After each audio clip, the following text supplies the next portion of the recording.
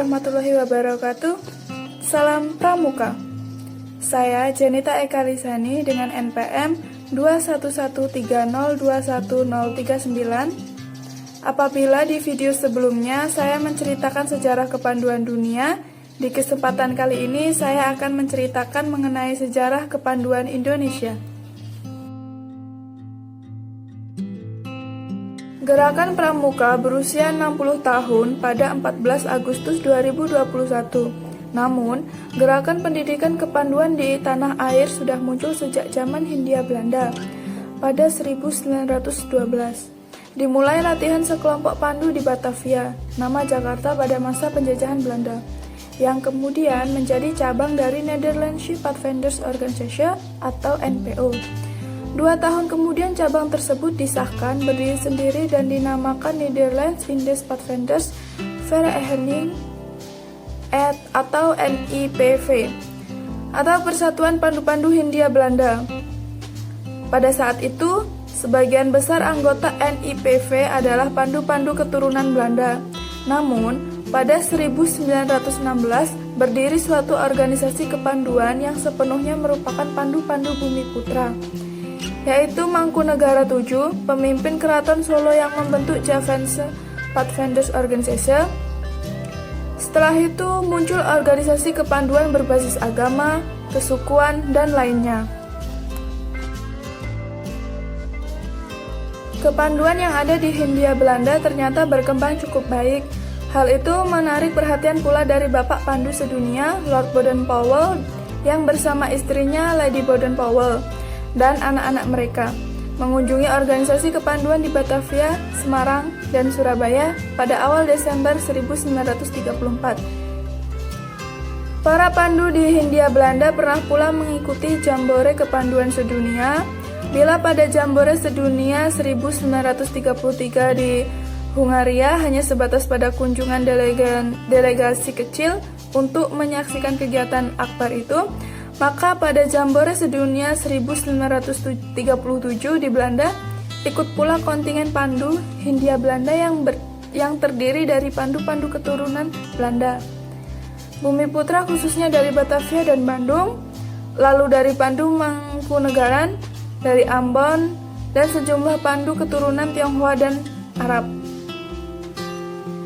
Sementara di dalam negeri, kegiatan perkemahan dan jambore kepanduan juga diadakan di sejumlah tempat. Di antaranya pada 19-23 Juli 1941 di Yogyakarta berlangsung All Indonesia Jambore atau perkemahan kepanduan Indonesia umum. Pada tanggal 27-29 Desember 1945 berlangsung Kongres Kesatuan Kepanduan Indonesia di Surakarta. Kongres tersebut menghasilkan Pandu Rakyat Indonesia sebagai satu-satunya organisasi kepramukaan di Indonesia.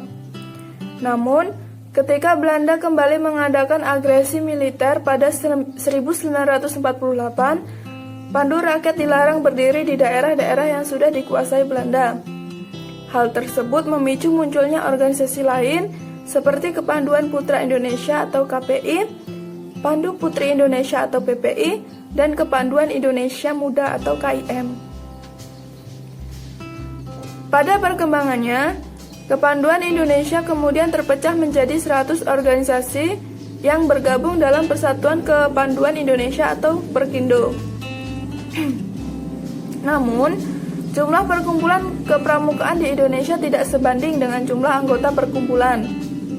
Selain itu, masih ada rasa golongan yang tinggi sehingga membuat Perkindo menjadi lemah. Untuk mencegah hal itu, Presiden Soekarno bersama Sri Sultan Hamengkubuwono IX yang saat itu merupakan Pandu Agung menggagas peleburan berbagai organisasi kepanduan dalam satu wadah. Hal itu pertama kali diungkapkan Presiden Soekarno ketika mengunjungi perkemahan besar Persatuan Kepanduan Putri Indonesia di Desa Semanggi, Ciputat, Tangerang pada awal Oktober 1959. Presiden kemudian juga mengumpulkan tokoh dan pemimpin gerakan kepanduan di Indonesia. Seluruh organisasi kepanduan yang ada dilebur menjadi satu dengan nama Pramuka. Presiden menunjuk panitia terdiri atas Sri Sultan Hamengkubuwono IX, Prijono, Aji Saleh, Ahmadi, dan Muljadi Jojo Martono. Gerakan Pramuka tersebut diawali dengan serangkaian peristiwa yang saling berkaitan. Pada 19 Maret 1961, diresmikan nama Pramuka dan menjadi Hari Tunas Gerakan Pramuka. Pada 20 Mei 1961, diterbitkan keputusan Presiden nomor 238 tahun 1961 tentang Gerakan Pramuka, dan momen tersebut dikenal sebagai Hari Permulaan Tahun Kerja. Pada 20 Juli 1961, para wakil organisasi kepanduan Indonesia mengeluarkan pernyataan di Istana Olahraga Senayan untuk meleburkan diri ke dalam organisasi Gerakan Pramuka, sehingga disebut sebagai Hari Ikrar Gerakan Pramuka.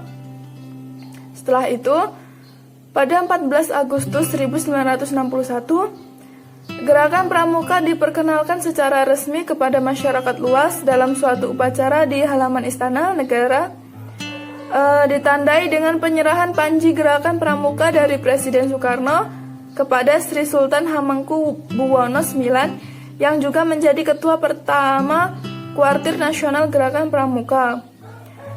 Panji itu lalu diteruskan Sri Sultan Hamengkubuwono IX kepada suatu barisan defile yang terdiri dari para pramuka di Jakarta dan dibawa berkeliling kota.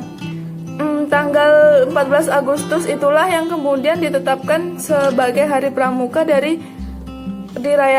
dirayakan seluruh pramuka setiap tahunnya. Baiklah, itu dia penjelasan dari saya mengenai sejarah kepanduan di Indonesia. Apabila ada salah kata, saya mohon maaf. Kepada Tuhan saya mohon ampun. Saya akhiri. Wassalamualaikum warahmatullahi wabarakatuh.